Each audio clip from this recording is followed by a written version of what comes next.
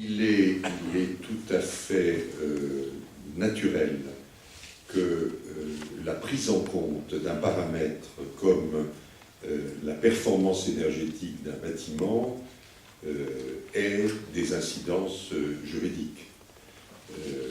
Hier, ce sujet était un sujet peu important, voire méconnu.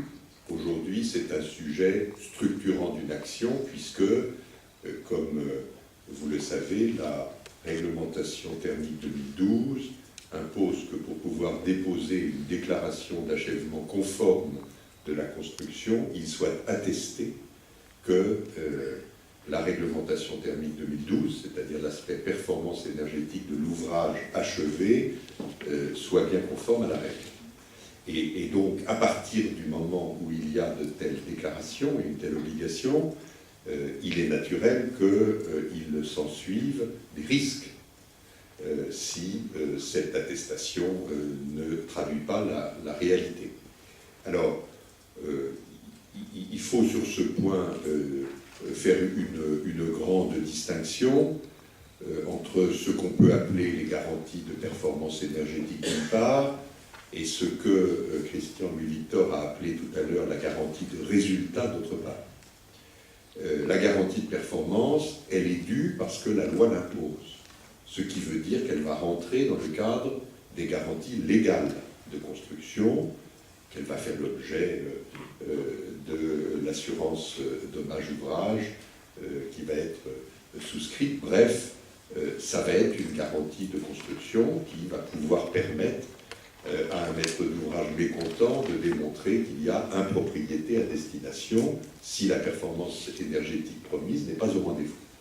Devant cette analyse que tous les juristes de la classe font de manière identique, il nous a paru nécessaire d'œuvrer pour ne pas transformer la performance énergétique en une sorte d'auberge espagnole, un risque immaîtrisable, invérifiable, incalculable au bout de 10 ans, et donc on s'est rassemblé à quelques-uns avec le soutien de l'université pour écrire ce que pourrait être un article introduit dans le Code de la construction et de l'habitation qui vienne circonscrire ce que sera la performance énergétique garantie par la loi, et nous avons un total accord avec les assureurs sur ce point. Et puis d'autre part, il y a l'idée de garantie de résultat. Et la garantie de résultat, c'est une garantie par laquelle quelqu'un estime pouvoir vendre à son co-contractant un résultat, c'est-à-dire une consommation évaluée en kilowattheure ou voire même en euros de ce que coûtera le fonctionnement de l'ouvrage. Alors, sur ce point-là, on est dans un terrain plus aventureux.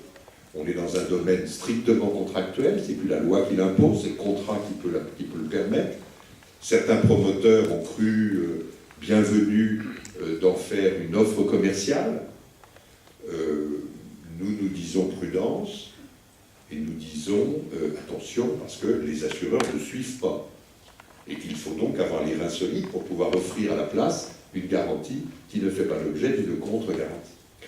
Voilà. Et entre les deux, la garantie légale, qui est donc appréciée en fonction des données conventionnelles, qui sont celles de la réglementation thermique, et la garantie contractuelle qui parle aux ménages et aux utilisateurs des locaux, parce qu'on leur parle de la consommation réelle, il y a évidemment un énorme fossé.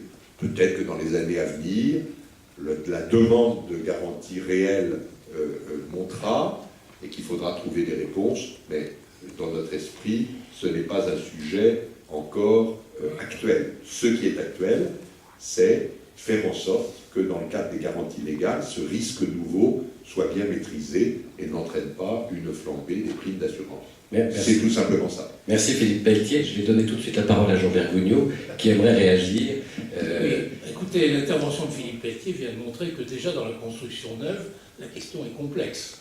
Alors je crois que dans la rénovation, c'est encore pire. Et c'est bien là qu'il va falloir faire porter des efforts. Car combien de contre-références n'a-t-on pas enregistré d'une consommation qui, après les travaux, non seulement ne baisse pas, mais même dans certains cas augmente.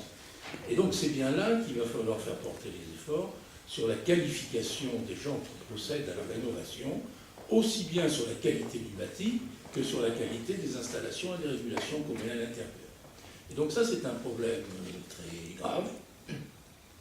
Je crois personnellement que les fournisseurs d'énergie ont un rôle important à jouer dans ce domaine. Et on a cité tout à l'heure le cas des 4 millions de logements qui apparaissent comme des passoires en énergie et qui, sans que ce soit parfaitement exact, sont quand même assez proches d'une question de précarité énergétique. Tout ça se recoupe plus ou moins. Bien, sur ces 4 millions de logements, nous savons que, grosso modo, il y en a 700 000 qui sont chauffés à l'électricité, il y en a 1 200 000 qui sont chauffés au gaz, et qu'il y en a, et là je n'ai pas le chiffre, de très nombreux qui sont chauffés au fioul ou au GPL, plus effectivement une masse de chauffage au bois que nous retrouvons dans nos campagnes. Alors je pense que du côté de l'électricité et du gaz, je ne suis plus directeur général d'EDF et je n'ai pas qualité pour engager ni leur denier ni leur action, mais je pense que du côté de l'électricité et du gaz, il y a un certain consensus pour dire, nous, fournisseurs d'énergie, il faut qu'on s'implique dans cette affaire-là.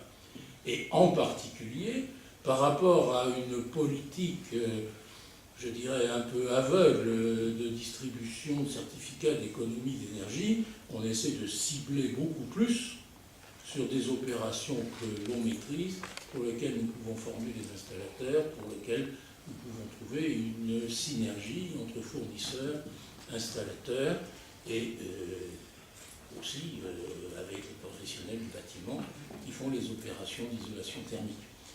Donc là, alors je ne sais pas si on dira vers un engagement de résultat, c'est peut-être un peu prématuré, mais sur la qualité des travaux, il faut absolument qu'on progresse.